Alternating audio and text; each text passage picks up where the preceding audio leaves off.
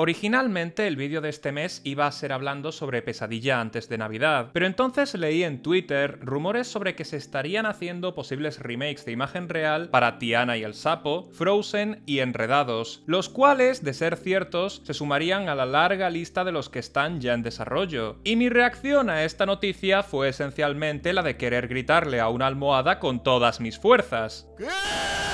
Llegado a ese punto pensé, ¿sabes? Necesito quitarme esto del pecho. Y entre el aniversario de Disney y las noticias recientes, pinta que es un buen momento para hacerlo. Además, no es como si fuera la primera vez que cancelo un especial de Halloween en el canal. Así que vamos a hacer un pequeño vídeo sobre por qué opino que los live action de Disney son ese mágico lugar al que la creatividad viene a morir. Originalmente los toleraba, pero conforme ha pasado el tiempo les he ido cogiendo progresivamente más asco. No me parecen películas particularmente horribles, con excepciones, pero a mis ojos representan muchos de los grandes problemas del Hollywood actual. Antes de entrar en materia, quiero dejar clara una cosa, y es que algunas de estas películas me gustan, o en el peor de los casos, no me molesta que existan. Voy a mencionarlas rápido para dejar claro que se salvan de la criba, y también porque creo que va a servir para dejar claro mi punto. Alicia en el País de las Maravillas,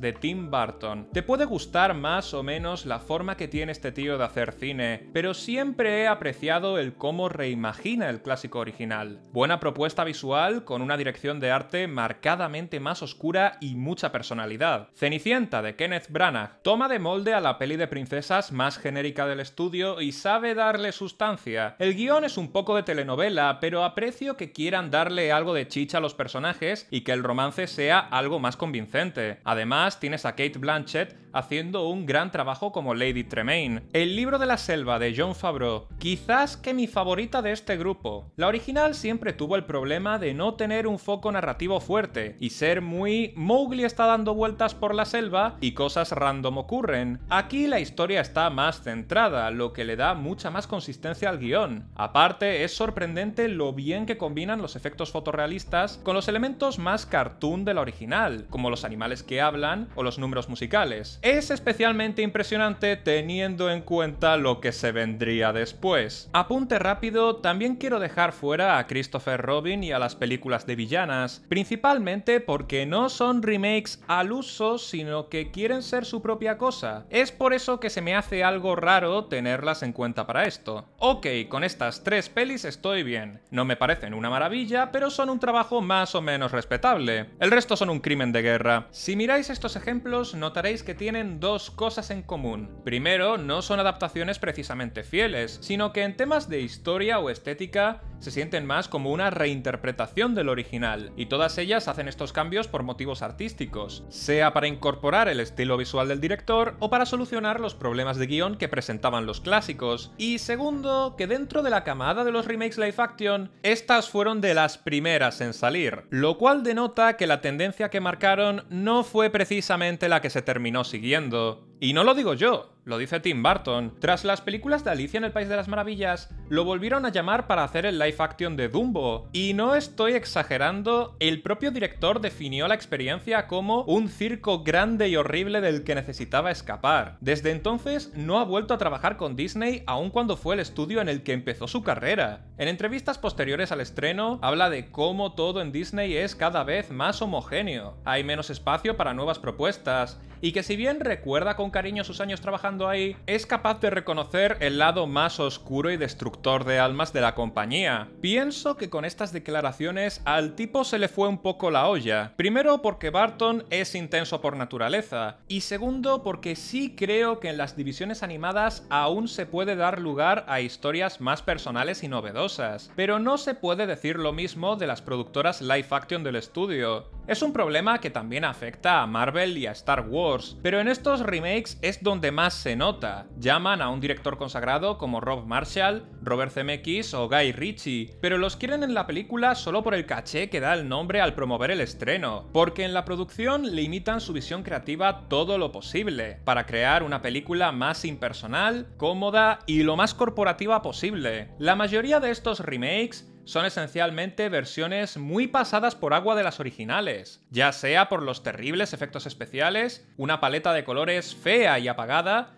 una fotografía conformista o añadidos que no aportan esencialmente nada al original, y que más que actualizaciones o reimaginaciones, se sienten como excusas para justificar la existencia de esta nueva versión. Pinocho, por ejemplo, agrega a un nuevo personaje, que es esta chica que trabaja para Stromboli, y es muy gracioso porque cada vez que crees que va a tener una participación directa o que va a ayudar a que avance la trama, la película decide apartarla de golpe para que al final todo se resuelva tal como en la original. Si hace algo, ocurre fuera de cámara y no vemos casi nada, por lo que te acabas preguntando, ¿y esto por qué está en la peli? Uno de los ejemplos más brutos, en mi opinión, es el de La Bella y la Bestia, que dedica una subtrama entera a hablar sobre la madre de Bella y cómo murió durante la peste. No suena mal de primeras, pero no repercute realmente en el global de la historia, y de hecho se carga un elemento clave de la película original: el ritmo. La versión original de La Bella y la Bestia tiene un ritmo simplemente magistral. Con solo hora y 25 minutos es capaz de contar un relato que se siente inmenso, así como definir a la perfección a sus personajes, al mundo, las dinámicas y el romance. A la hora de estructurar la historia, es un guión exquisitamente elaborado, y es por eso que añadir media hora de subtramas que no llevan a ninguna parte, pues como que le quita bastante la gracia. Y por supuestísimo que no podemos olvidar al Rey León. Es raro hablar de esta porque técnicamente no es una película live action. De hecho, el procedimiento utilizado para la producción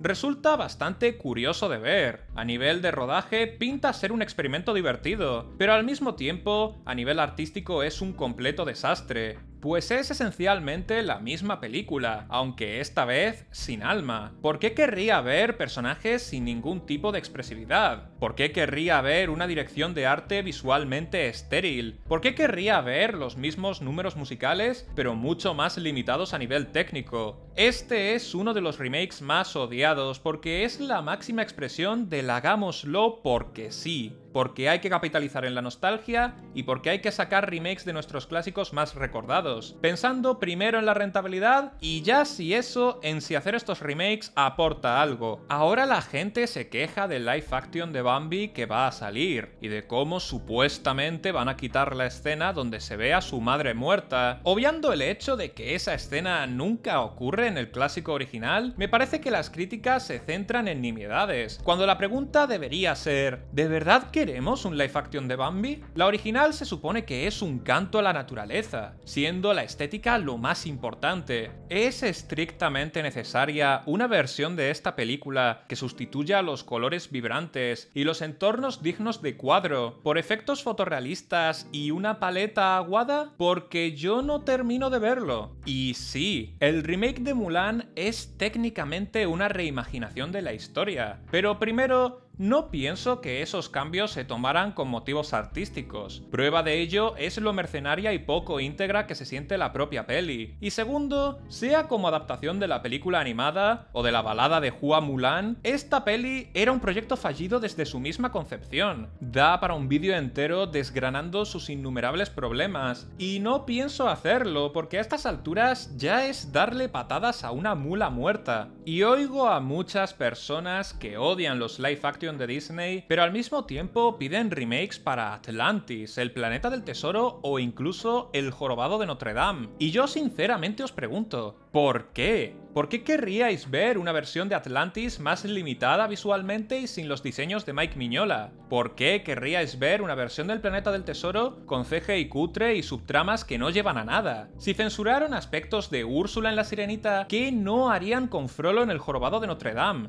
Esa es quizá la obra más atrevida que tienen, y de veras no entiendo qué hace tan atractiva la idea de ver la misma peli, pero esta vez escrita de forma cobarde. Hay en desarrollo un remake de Lilo y Stitch, y desde que lo anunciaron vivo con absoluto pánico, porque en el mejor de los casos va a ser una versión inferior de la historia sin una razón real para existir, y en el peor será un asesinato a sangre fría de mi película favorita. y no entiendo cómo puede haber gente que desee que hagan lo mismo con otras obras del estudio. No sé a qué se debe, si a una necesidad patológica de nostalgia bait, o quizás a esa extraña y rancia mentalidad según la cual la animación es un medio inferior y que una historia solo está realmente legitimada si puedes ver a tus personajes favoritos en imagen real. Pero vamos a hablar del elefante en la habitación, y es que es muy complicado criticar a los live action de Disney cuando la mayor parte de las quejas se han dirigido hacia ¿que ahora hay negros en pantalla?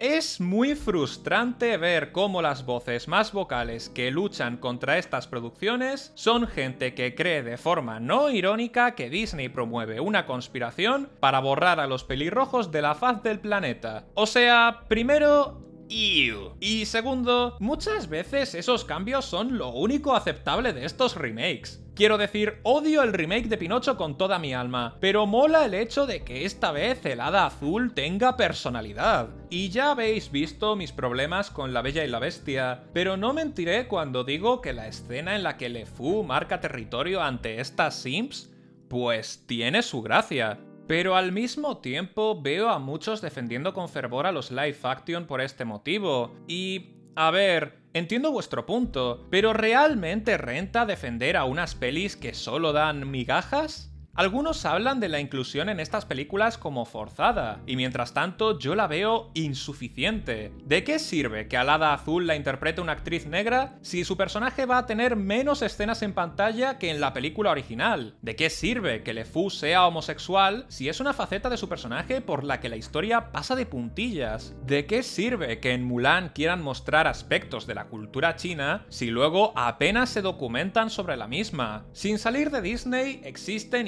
historias artísticamente superiores y con un interés real por la representación de grupos sociales diversos. Soul, La Casa Búho, Turning Red, Amphibia, La Maldición de Molly McGee. Historias originales donde personajes femeninos, racializados o LGTB ocupan lugares centrales en la historia, donde se les explora en profundidad y se muestran múltiples facetas de ellos, y que sirven como portales de expresión a nuevas voces dispuestas a contar su realidad. Y aún así, la gente prefiere reivindicar a una película sobre la cultura china dirigida por yankees, o a una copia exacta de una peli de hace 30 años donde vagamente se sugiere que lo mismo un personaje puede ser homosexual. No odio a estas películas por ser malas, las odio porque son cómodas, porque son corporativas, porque más que ser cine, son contenido. Son la máxima expresión del cinismo empresarial. Películas sin ninguna clase de valor artístico detrás, elaboradas expresamente para explotar la nostalgia, en muchos casos ignorando las intenciones creativas detrás de las originales, y sacando piezas que parecen salidas de una cadena de montaje, sin más razón aparente que la de farmear unos cuantos milloncejos en taquilla